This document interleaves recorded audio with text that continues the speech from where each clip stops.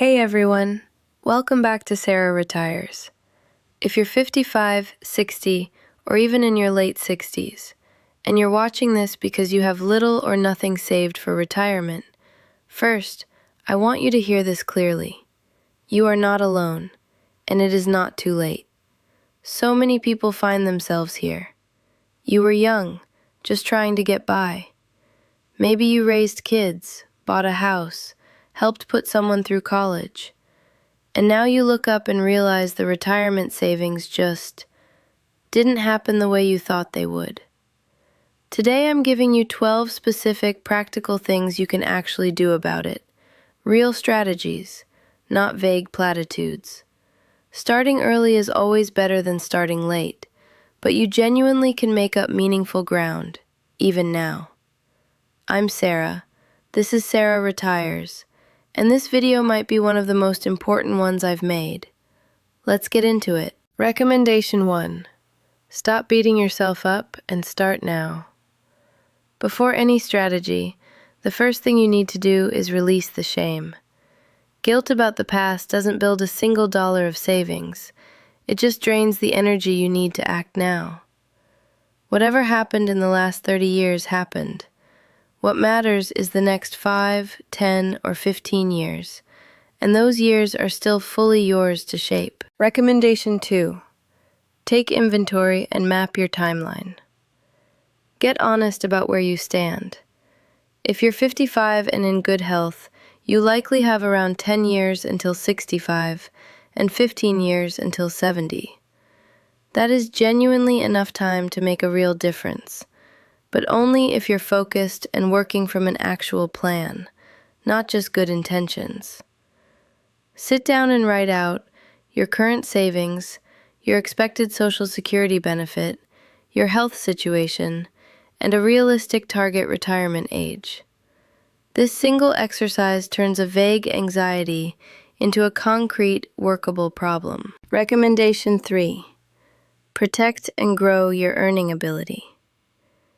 Your ability to earn income is your single biggest asset at this stage, bigger than any account balance. And here's a truth that surprises people. It's not about how much you earn, it's about what you keep. Plenty of high earners have next to nothing saved, while people with far more modest incomes have built a genuinely comfortable nest egg. The difference almost always comes down to habits, not paychecks. There's an old idea worth remembering here. Our expenses tend to grow to match whatever we earn, unless we deliberately decide otherwise. And you can't push back against that pull without a clear plan and the clear goal. Recommendation 4. Know your numbers. You need real clarity on your cash flow, what's coming in and exactly where it's going out. Yes, that's a budget. I know the word makes people wince, so if it helps, rename it. Call it your money map, your cash plan, whatever removes the resistance. Here's the reframe that matters. A budget isn't a restriction. You can't manage what you don't measure, and a clear budget doesn't hold you back. It's what actually sets you free to make confident decisions. Recommendation 5. Run a 30-day spending audit. Commit to tracking every single dollar you spend for the next 30 days. A notebook works fine. A simple spreadsheet works fine. The tool doesn't matter. The visibility does. Most people who do this are genuinely shocked by where a meaningful chunk of their money has been quietly leaking out. Recommendation 6. Run the "what if I kept it all" math. Here's a useful mental exercise. Imagine, just hypothetically, if you had zero expenses and could save and invest 100% of your income. Obviously, that's not realistic, but run the math on what even a portion of that, saved consistently and invested wisely over 5, 10, or 15 years, could grow into. It's almost always a bigger number than people expect, even starting from a modest income. That exercise alone can completely reframe how keeping more of your own money feels. Recommendation 7. Get creative about cutting your biggest expense. For most people, Housing is the single largest expense category, so it's often the place with the most room for a genuinely dramatic change. Some people in this exact situation have found unconventional living arrangements that cut costs by a huge margin. For example, some retirees have moved in with adult family members temporarily, sharing utilities and offering help with childcare or errands in exchange for reduced rent. A genuine win for both sides. Others have explored live-in caregiving arrangements for elderly homeowners who need support, which can mean free or heavily reduced housing costs, and sometimes modest additional income, in exchange for providing companionship and basic care. These aren't for everyone, and they take real creativity and comfort with an unconventional path.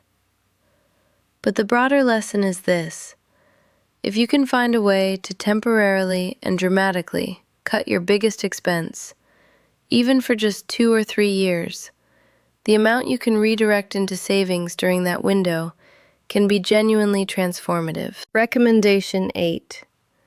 Reconsider what retirement age even means. 65 became the default retirement number, largely because that was historically Social Security's full retirement age, and the age Medicare eligibility begins, not because it's some biological deadline. People live significantly longer today, and the odds that you or a spouse live well into your 90s are higher than most people assume. Plenty of people in their 70s are still working, some because they need the income, others because they genuinely enjoy it.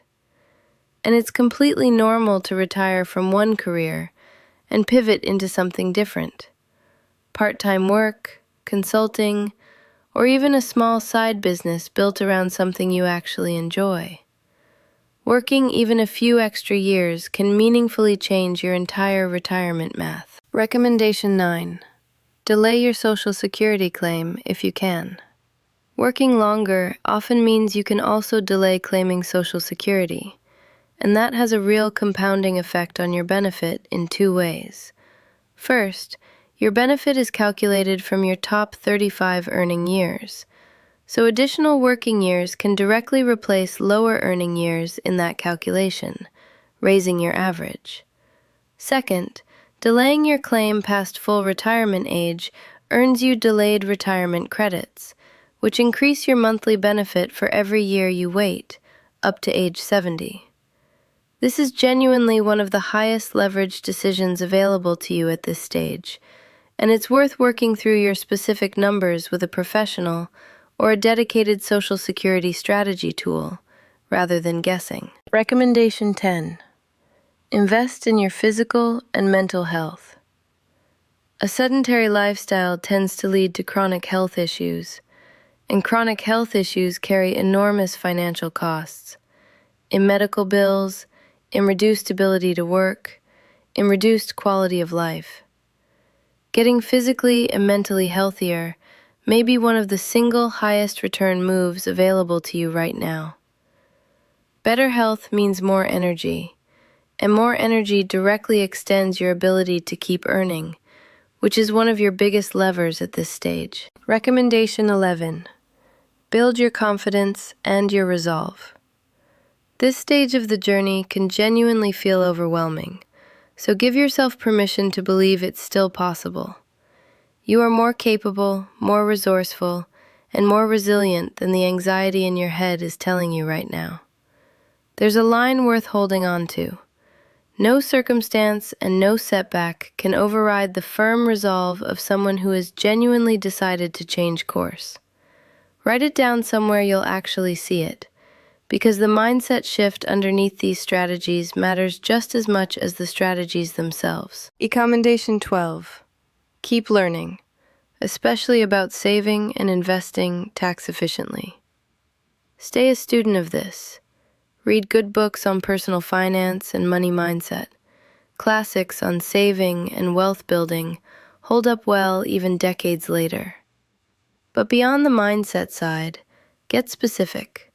Understand your options around IRAs, Roth IRAs, 401ks, and especially catch-up contributions, which let people 50 and older contribute more each year specifically to help close this exact gap. Saving in the most tax-efficient structure available to you can meaningfully change how far your dollars stretch. Bonus recommendation: don't overlook your home equity. If you own a home with significant equity, commonly cited around 50% or more, and you're at least 62, a reverse mortgage, specifically a home equity conversion mortgage, is worth understanding as one option among several. Modern versions of these products have more flexibility than older reverse mortgages did. Used carefully, this type of strategy can eliminate a monthly mortgage payment entirely and, in some structures, provide an additional stream of income. This is a complex personal decision with real trade-offs, including costs, impact on your estate, and how it interacts with other benefits, so it deserves a real conversation with a qualified, independent professional before you move forward, not just a video summary. But it's a tool many people in this exact situation overlook entirely, and it's worth at least having on your radar. The honest takeaway. Here's what I want you to walk away with. Being 60 with little saved is a genuinely hard starting position, but it is a starting position, not a finish line. The combination of working a bit longer, delaying Social Security, cutting your biggest expense creatively, and getting serious about your numbers can add up to something real, even on a shortened timeline. None of this replaces a conversation with a licensed financial professional who knows your full situation. This is educational, not personalized advice. But every one of these 12 ideas is something you can start evaluating this week. Closing plus CTA. If this gave you even one idea you hadn't considered, that's exactly what this channel is here for. Hit subscribe, because I'll keep breaking down real strategies for people getting a later start. You're far from the only one. Drop a comment and tell me which of these 12 stood out to you the most. I read every comment, so I'll see you down there. This is Sara Retires. I'll see you in the next one.